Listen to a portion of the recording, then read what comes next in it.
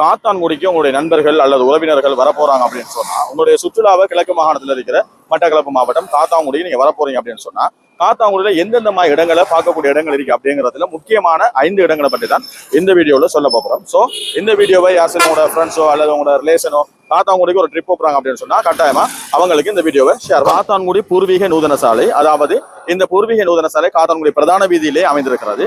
இந்த நூதன சாலையிலே ஆரம்ப காலத்தில், அதாவது இலங்கையினுடைய ஆரம்பத்திலே அரசர்கள் அல்லது உள்ளாந்தர்கள் போர்த்துகீயர்கள் ஆண்ட காலப்பகுதி அங்கு வாழ்ந்த முஸ்லீம்களுடைய பங்களிப்பு எவ்வாறு இருந்தது, அதே போன்று வாழ்ந்த முஸ்லீம்களுடைய சான்றுகள், நினைவு படிவங்கள், நினைவு சின்னங்கள், அதே போன்று அந்த வரலாற்று சம்பவங்கள் ஆகியவற்றை ஒரு தொகுப்பாக இந்த நூதன சாலையிலே வைத்திருக்கிறார்கள். எனவே படிக்கின்ற மாணவர்களுக்காகவும் சரி, அல்லது பல்கலைக்கழகத்தில் படிக்கின்ற மாணவர்களுக்காகவும் அல்லது பொதுவாக இந்த நமதுடைய வரலாற்றை அறிந்து கொள்வதற்கு இந்த நூதன சாலை மிகவும் பிரயோசனமானதாக இருக்கு. அடுத்த முக்கியமான ஒரு இடம்தான் காத்தான்குடி ஆற்றங்கரை பகுதியில் இருக்கிற படகு சவாரி.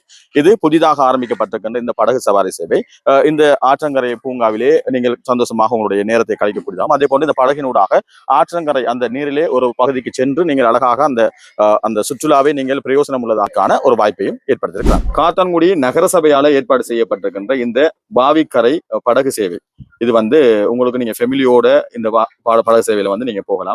ஆற்று பகுதிக்குள்ள இந்த காற்றுல இந்த இயற்கையை நீங்க ரசிக்கக்கூடிய ஒரு சந்தர்ப்பத்தை ஏற்படுத்திருக்காங்க. ஸோ நீங்க இதுல பங்கு பெற்றணும் அல்லது இந்த பயணத்துல நீங்க போகணும் அப்படின்னு சொன்னா நீங்க புக் பண்ணிட்டு தான் வரணும். அதுல கான்டாக்ட் டீடைல்ஸை நாங்க வீடியோட லாஸ்ட்ல அப்டேட் பண்ணிருக்கேன். புதிதாக ஆரம்பிக்கப்பட்டிருக்கின்ற இந்த வாவிக்கரை படகு சேவையில நிறைய போட் இருக்குது. நீங்க இப்ப ஃபெமிலியா உட்கார்ந்து நீங்க ஒரு பாபிக்கு செட்டப்ல ஒரு பார்ட்டி போகக்கூடிய போட் செட்டப் இருக்குது. அதுபோல நீங்க சும்மா பார்க்கக்கூடிய மாதிரியான இந்த செட்டப் இருக்குது. அதுபோல நீங்க நிறைய பேர் ஃபெமிலியில ஒரு 20-30 பேர் அப்படின்னு சொன்னா ஒரு பார்ட்டி மூட்ல நீங்க போறீங்க அப்படின்னு சொன்னாலும் மிதக்கும் உணவகம் போன்ற ஒரு ஃபீலோட ஒரு பெரிய பஸ் அந்த மாதிரியான ஒரு செட்டப்பும் இருக்குது. உங்களோட ஃபேமிலிக்கு அல்லது உங்களோட ஃப்ரெண்ட்ஸுக்கு எந்த மாதிரியான செட்டப் தேவையோ அதை நீங்க இந்த இடத்துல நீங்க புக் பண்ணி எடுத்துக்கொள்ளலாம். இல்லைன்னு சொன்னா அவங்களோட கான்டாக்ட் நம்பருக்கு நீங்க கால் பண்ணி புக் பண்ணலாம். காலையில 9 மணில இருந்து இரவு 10 மணி வரைக்கும் இந்த சேவை அவைலபிள் இருக்குது. இதுல எந்த நேரத்துல நீங்க போகணும் அப்படின்னு சொன்னாலும் நீங்க புக் பண்ணிக்கொள்ளலாம். அடுத்து பார்க்க வேண்டிய ஒரு முக்கியமான இடம் தான் காத்தான்குடி ஒன்றில் இருக்கிற மீராஜுமா பெரிய பள்ளிவாயல். இந்த பள்ளிவாயல் இலங்கை முஸ்லிம்களுடைய வரலாற்றிலே மிக முக்கியமான ஒரு பள்ளிவாசல். அதாவது 1990ஆம் ஆண்டு இலங்கையில் நடந்த உள்ளூர் யுத்தத்துல இந்த பள்ளியில தொழுது கொண்டு இருந்த இரவு நேர தொழுகையில இருந்த முஸ்லீம்கள் 100க்கும் மேற்பட்ட முஸ்லீம்கள் மீது ஆயுதம் தாங்கிய விடுதலை புலியினர் துப்பாக்கி பிரயோகம் நடத்தி அந்த முஸ்லீம்கள் ஷஹீதாக்கப்பட்ட ஒரு முக்கியமான பள்ளிவாசல். இந்த பள்ளிவாசலுக்குள்ள அந்த நடந்த சம்பவங்கள், அந்த காலத்தில் நடைபெற்ற துப்பாக்கி சூட்டுகளுடைய அடையாளங்களை இன்று வரைக்கும் இந்த மக்கள் ஞாபகமாக வைத்திருக்கின்றார்கள். இது இலங்கை முஸ்லீம்களுடைய ஒரு முக்கியமான ஒரு வரலாற்று முக்கியத்துவம் வாய்ந்த ஒரு சம்பவமாக இருக்கிறது, ஒரு துயர சம்பவமாக இருக்கிறது. இதனை இன்னும் அவர்கள் மக்கள் எதிர்காலத்து சந்ததிகள் அதை அறிந்து கொள்ள வேண்டும் என்பதற்காக, வரலாற்று சான்றாக வைத்திருக்க வேண்டும் என்பதற்காக இந்த பள்ளிவாசலிலே வைத்திருக்கின்றார்கள். பள்ளிவாசலை தற்போதைக்கு ஏற்ற மாதிரி எவ்வளவுதான் அழகுபடுத்தி இருந்தாலும், அதனை அபிவிருத்தி செய்தாலும் அந்த அடையாளங்களை இன்னும் வைத்திருப்பதுதான் மிக முக்கியமான விடயம். கட்டாயம் எந்த இடத்தையும் நீங்க பாருங்க. காத்தான்குடியில் இருக்கிற மிக பிரமாண்டமான பள்ளிவாசல்கள் ஒன்றுதான் புதிய காத்தான்குடி அல் அக்ஷா பெரிய ஜும்மா பள்ளிவாயில் என்று சொல்லக்கூடிய பள்ளிவாசல்.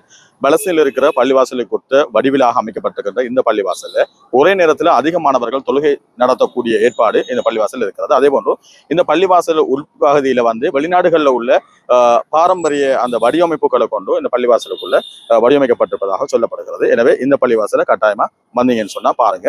ஆண்களுக்கு வேறாகவும் பெண்களுக்கு வேறாகவும் இடஒதுக்கீடு இருக்கிறது. எனவே வருபவர்கள் இங்க இருக்கின்ற சில ஒழுங்குமுறைகளை கட்டாயமாக பின்பற்றி இந்த இடத்துல பார்வையிடலாம். இன்னும் ஒரு முக்கியமான இடம் தான் கிழக்கு மாகாணத்தில் இருக்கின்ற மிகப்பெரிய கடற்கரையில ஒன்றுதான் காத்தான்குடி கடற்கரை.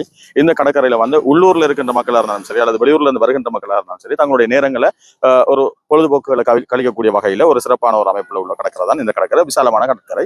ஆனா குறிப்பாக இந்த கடற்கரைக்கு வாங்க, உங்களோட நேரத்தை பொழுதுபோக்குகளை நீங்க கழிக்கலாம். ஆனா முக்கியமான ஒரு விஷயம் என்னன்னு சொன்னா, வெளியில இருந்து வர மக்கள் தயவு செய்து இந்த கடற்கரையில குளிக்க இயலாது. ஏன்னா போட் போட்டிருக்காங்க. இந்த கடற்கரையில எந்த ஒரு பகுதியிலுமே குளிப்பதற்கு உகந்தது அல்ல. பாசிக்குடா போன்ற ஏனைய கடற்கரைகளை தான் குளிக்கலாம். ஸோ அது மாதிரி நினைச்சுக்கிட்டு காத்தான்குடி பீச்லயும் குளிக்கலாம் அப்படின்னு சொல்லி நினைச்சிடாதீங்க. தயவு செய்து தண்ணியில் இறங்கி விளையாடுங்க. பட் கால் நாளைக்கெல்லாம் குளிக்க இயலாது. ஸோ அதுல கவனமா இருங்க. இந்த கடற்கரைங்கிறது மிகப்பெரிய சொத்து இந்த மாகாணத்தினுடைய. அதையும் நீங்க கண்டு கழிக்கலாம். அதுலேயும் பொழுதுபோக்காக நீங்க உங்களோட நேரத்தை கழிக்கலாம். சரி, இந்த வீடியோவில் நாங்கள் காத்தான்குடியில் உள்ள முக்கியமான சுற்றுலா நீங்க சொல்லக்கூடிய இடங்கள் 5 இடங்களை நாங்கள் அடையாளப்படுத்திருக்கோம். இன்னும் நிறைய இடம் இருக்குது.